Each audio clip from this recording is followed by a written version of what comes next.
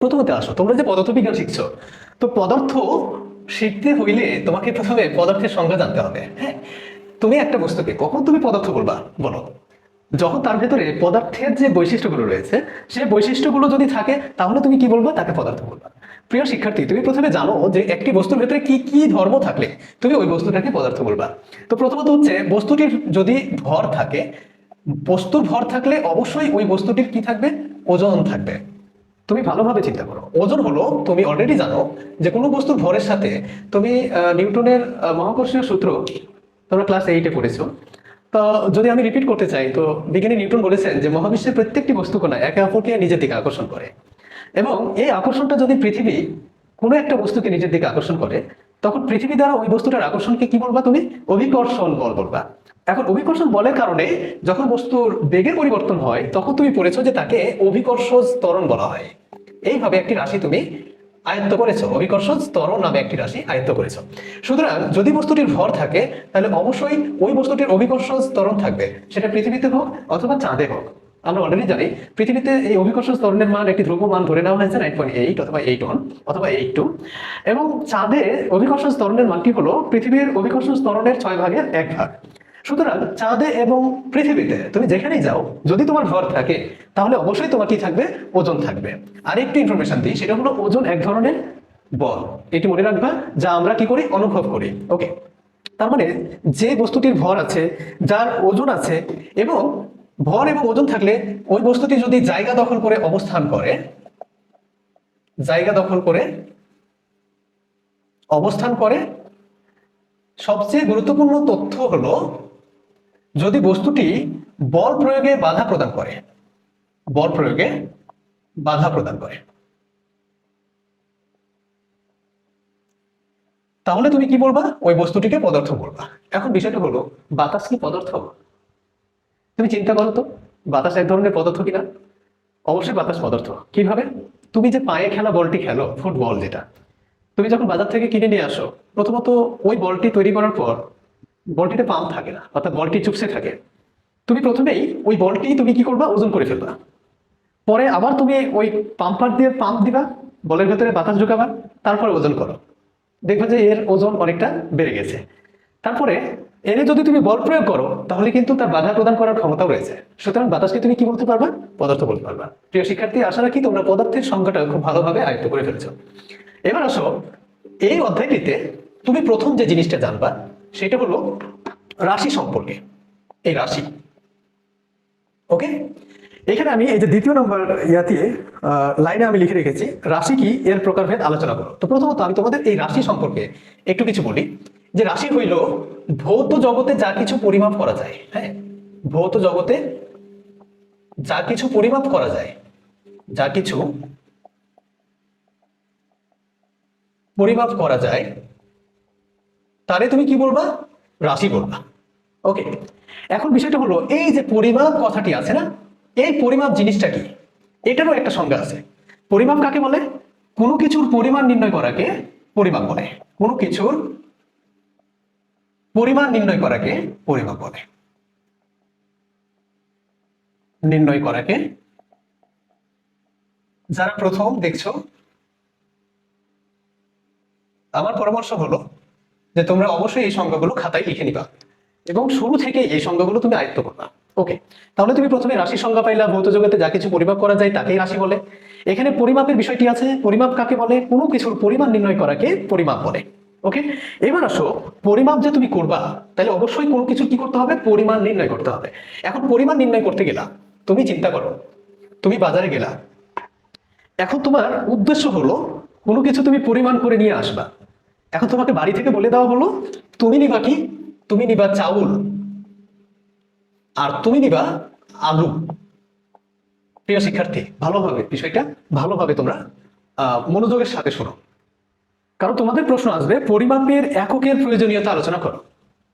ঠিক আছে, পরিমাপ কাকে বলে, এর এককের প্রয়োজনীয়তা ব্যাখ্যা করো। এখন তুমি বাজারে কিনতে গেলে চাউল, কিনতে গেলে আলু। এখন পরিমাপ যখন করবা, তখন তুমি কি করবা? কোনো কিছুর পরিমাণ নির্ণয় করছো। এখন তুমি বাসা থেকে তুমি কি করে গেছো, যে আমি 5 পরিমাণে আমি কি করবো? এই দুইটি নিয়ে আসবো। এবার তুমি চিন্তা করো তো, এই যে তুমি 5 পরিমাণে নিয়ে আসবা, তো তুমি তো এরকম করতে পারো যে আমি 5টি আলু নিব, 5টি আলু নিব আর 5 কেজি চাউল নিব। এই যে দেখো 5-এর পাশে তুমি যে দুইটি ওয়ার্ড ব্যবহার করেছো, এই ওয়ার্ড দুইটি যদি চেঞ্জ হয়ে যায়, অর্থাৎ আমি বলতে চাচ্ছি যে চাউলের ক্ষেত্রে তুমি যদি এরকম করো যে 5টি চাউল নিবা, তো বিষয়টা কতটা মানানসই হয় একবার চিন্তা করো তো। তুমি বাজারে গিয়ে 5টি চাউল নিলা, ওকে, অথবা তুমি কি করছো, এইখানে তুমি 5 কেজি আলু নিলা, ওকে, এটা এটা মানাচ্ছে, ঠিক আছে, 5 কেজি আলু নিলা। এখন তুমি যদি এই যে পাশে 5-এর পাশে যে ওয়ার্ডগুলো যে ব্যবহার করছো, এই ওয়ার্ডগুলোকে মূলত কি বলা হয়, একক বলে। এই এককের প্রয়োজনটা কেন আছে? কারণ তুমি যদি একক উল্টাপাল্টা করে দাও, তাহলে দেখা যাচ্ছে তোমার দৈনন্দিন কাজকর্ম তুমি সঠিকভাবে চালাতে পারবে না। আসো আরেকটি উদাহরণ দিই তোমাকে। দেখো তুমি একটা ওষুধ খাবা, তোমার জ্বর হয়েছে, হ্যাঁ, এই জ্বরের কারণে তুমি কি করবা, ওষুধ খাবা। তো তোমাকে ডক্টরে সাজেস্ট করলো, মানে তোমাকে ডাক্তারে বললো যে 500 মিলিগ্রামের তুমি কি করবা, একটি নাপা ট্যাবলেট খাবা, নাপা ট্যাবলেট, ঠিক আছে, নাপা ট্যাবলেট খাবা। এখন তুমি চিন্তা করো, 500 মিলিগ্রামের তুমি নাপা ট্যাবলেট খেতে বলেছে তোমাকে। এখন তুমি যদি এই 500 মিলিগ্রাম না খেয়ে তুমি 500 গ্রাম নাপা খাও, তাহলে তোমার কি অবস্থা হবে? অর্থাৎ এই মিলিগ্রামের জায়গায় তুমি যদি গ্রাম লাগিয়ে দাও, অথবা গ্রামের জায়গায় তুমি যদি টি লাগিয়ে দাও, তাহলে এই ওয়ার্ডগুলোর কারণে তোমার যে মানে পরিমাপটা সেটা কি হচ্ছে, অনেক পার্থক্য হয়ে যাচ্ছে। তারপরে তুমি চিন্তা করে দেখো, তুমি যদি তরকারি রান্না করো, সুস্বাদু তরকারি, তাহলে তুমি যদি পরিমাপ করে করে মশলাগুলো না দাও, সেই ক্ষেত্রে তুমি কি করতে পারবে না, তুমি তরকারিটাকে খেতে পারবে না। সুতরাং আমরা এই বিষয়গুলো আলোচনা করে আমরা লাস্টে বলবো যে, সুতরাং আমরা বলতে পারি পরিমাপের এককের প্রয়োজনীয়তা সবচাইতে বেশি।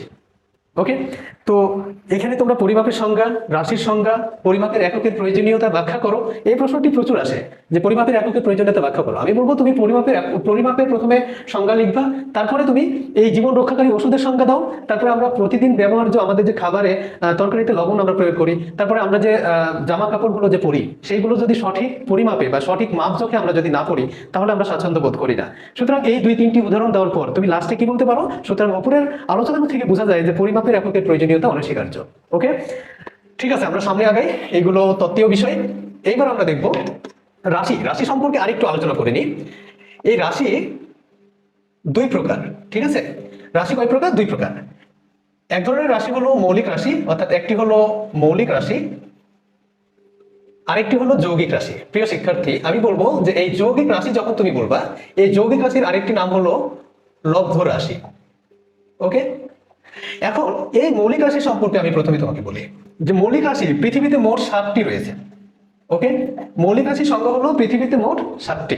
এই 7টি মৌলিক রাশি প্রথমে তুমি আয়ত্ত করবা। তার আগে মৌলিক রাশির যদি সংজ্ঞা আসে তাহলে কি করবা? মৌলিক রাশির সংজ্ঞা হলো যে সকল রাশিকে অন্য কোনো রাশি থেকে লাভ করা যায় না, অর্থাৎ যাদেরকে ভাঙলে অন্য কোনো রাশি তুমি পাবে না, সেই রাশিগুলোকে কি করা যায়, কি বলা যায়, মৌলিক রাশি বলা যায়। যৌগিক রাশি কাকে বলে? যে সকল রাশিকে ভাঙলে একাধিক মৌলিক রাশি পাওয়া যায়, তাদেরকে তুমি যৌগিক রাশি বা লব্ধ রাশি বলবা।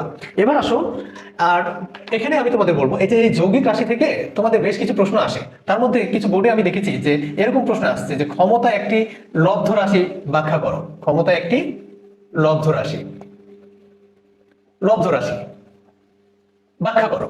এখানে খেয়াল করে দেখো, তুমি যদি ক্ষমতার সংজ্ঞা জানো, তো ক্ষমতাকে পি দ্বারা প্রকাশ করা হয়। P equal to W/T, অর্থাৎ কাজ বাই সময়। সময়ের সাথে কোনো একটা বস্তু যে পরিমাণ কাজ করে সেটাকেই বলা হয় কি, ক্ষমতা। তার মানে ক্ষমতাকে ভাঙতে গেলে দেখো অলরেডি আমরা কিন্তু 2 ধরনের রাশি পেয়ে গেছি, কাজ পেয়েছি, সময় পেয়েছি। আবার কাজকে যদি আমরা ভাঙতে যাই, তাহলে কাজ W equal to আমরা আবার জানি FS, তার মানে বল গুণ সরণ, এই ধরনের একটা জানি। তার মানে কাজকে তুমি ভাঙছো যখন, তখন বল গুণ সরণ পাচ্ছ, নিচে আবার সময় আছে, এই সময়কে তুমি ভাঙতে পারছো না। তার মানে ক্ষমতাকে ভাঙলে দেখো একটার পরে একটা নতুন নতুন রাশি আসছে। আবার তুমি নিউটনের গতির দ্বিতীয় সূত্র থেকে জানো F equal to ma, অর্থাৎ বল ইকুয়াল টু ভর গুণ ত্বরণ, ত্বরণ, আর তার সাথে আছে কি, সরণ, তার নিচে কি আছে, সময় আছে। প্রিয় শিক্ষার্থী, তুমি যদি এইভাবে দেখো তাহলে দেখবে যে ক্ষমতাকে ভাঙলে লাস্টে একাধিক মৌলিক রাশি পাওয়া যাচ্ছে। সুতরাং ক্ষমতা হচ্ছে কি, একটি লব্ধ রাশি। ওকে, এইভাবে তুমি এই প্রশ্নের অ্যান্সারগুলো সমাধান করবা। এবার আসো আমরা মৌলিক রাশি নিয়ে কিছু কথা বলি। মৌলিক রাশি টোটাল কয়টি? 60টি। ওকে, এই 60টি মৌলিক রাশি তুমি অবশ্যই এমসিকিউ এর জন্য ভালোভাবে করবা। মৌলিক 60টি রাশি। এই 60টি রাশির মধ্যে প্রথম রাশিটির নাম হলো দৈর্ঘ্য। দৈর্ঘ্য, তারপর ভর, তারপর সময়, 4 নম্বর হলো তাপমাত্রা, 5 নম্বর হলো তড়িৎ প্রবাহ, 5 নম্বর হলো তড়িৎ প্রবাহ, 6 নম্বর হলো তড়িৎ প্রবাহকে এখানে কিন্তু বিদ্যুৎ প্রবাহ বলা হয়, বিদ্যুৎ প্রবাহ একই জিনিস। তারপরে আরেকটি হচ্ছে 6 নম্বর হচ্ছে দীপন তীব্রতা। দীপন তীব্রতাকে তুমি বলতে পারো আলোক ঔজ্জ্বল্য।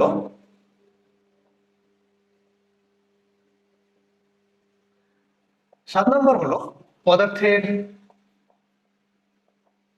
পরিমাণ। এই 7টি মৌলিক রাশি তোমরা অবশ্যই মনে রাখবা। আর আমি তোমাদের পরামর্শ দিব, এই 7টি মৌলিক রাশির মধ্যে তোমরা অবশ্যই 3টি মৌলিক রাশির মাত্রা, তারপরে একক, এই বিষয়গুলো অবশ্যই তোমরা আয়ত্ত করবা। তাহলে দেখো, আমি যদি দৈর্ঘ্যের কথা বলি, তো লেন্থ মানে দৈর্ঘ্য, এই দৈর্ঘ্যের মাত্রা বড় হাতের এল, তোমরা অবশ্যই এটা ছোটস্থ করবা। এবং দৈর্ঘ্যের একক হলো মিটার। মিটার ছোট হাতের এম দ্বারা প্রকাশ করা হয়। ওকে, আমি এইখানে তোমাকে একটু পরামর্শ দিব। দৈর্ঘ্যের মাত্রা যেমন ছোট বড় হাতের এল বা এর একক যেমন মিটার, তেমন দৈর্ঘ্যের মাত্রা যখন এল হয়, এই প্রস্থের মাত্রাও একই। দৈর্ঘ্য, প্রস্থ, উচ্চতা, তারপরে গভীরতা, গভীরতা, তারপরে দূরত্ব, সরণ, বেদ, পুরুত্ব, এই সবগুলোর মাত্রা হলো বড় হাতের এল। এবং এই সবগুলোই যদি থাকে, তাহলে তাদের একক হবে কি? তুমি যখন গাণিতিক সমস্যা সমাধান করবা, তখন তাদের একক তুমি কি দিবা? মিটার দিবা। ওকে, তাই তোমাকে আমি বলবো যে অবশ্যই এই 1 নম্বরের যে আছে, মৌলিক রাশিটা আছে, এইটার মাত্রা এবং একক তুমি ভালোভাবে ঠোঁটস্থ করবা। তারপরে চলে আসো ভর। এই ভর এর মাত্রা হলো বড় হাতের এম এবং একক হলো কেজি।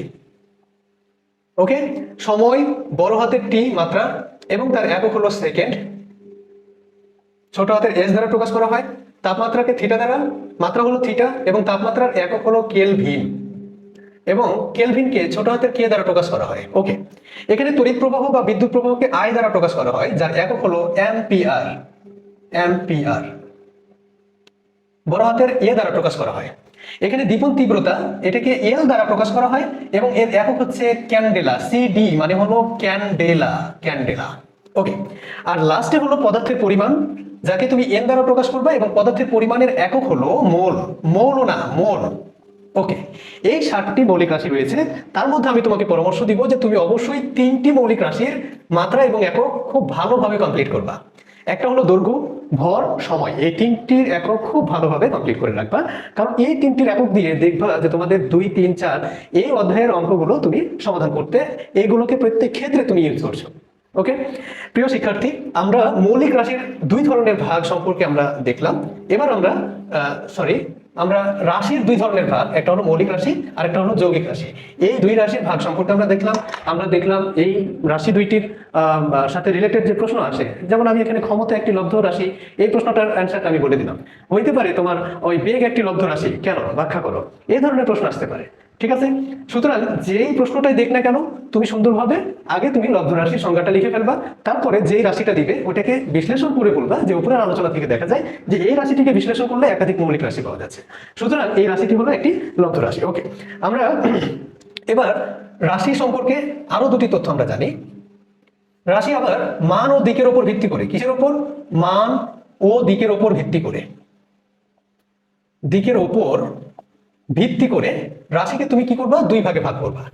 একটা ভাগের নাম হলো স্কেলার রাশি, স্কেলার রাশি, আর একটা ভাগের নাম হলো ভেক্টর রাশি। প্রিয় শিক্ষার্থী, তোমাদের ভেক্টর সম্পর্কে এসএসসিতে খুব বেশি আলোচনা নেই, হয়তো হায়ার ম্যাথে কিছু আলোচনা আছে, কিন্তু ফিজিক্সে খুব বেশি আলোচনা নেই। তো স্কেলার এবং ভেক্টর রাশি সম্পর্কে অধ্যায় 2 এ তোমাদের শুধুমাত্র ওই যে বেগ এবং দ্রুতি এর মধ্যে পার্থক্য নির্ণয়ের জন্য এই স্কেলার এবং ভেক্টর রাশিটা ব্যবহার করা হয়। তো আমি তোমাদের বলি যে রাশি হচ্ছে আবার মান ও দিকের উপর ভিত্তি করে 2 ধরনের, একটা হলো স্কেলার রাশি আর একটা হলো ভেক্টর রাশি। এখন স্কেলার রাশি কাকে বলে? যে সকল রাশি দ্বারা শুধুমাত্র কি করবা? মান প্রকাশ করা যায়।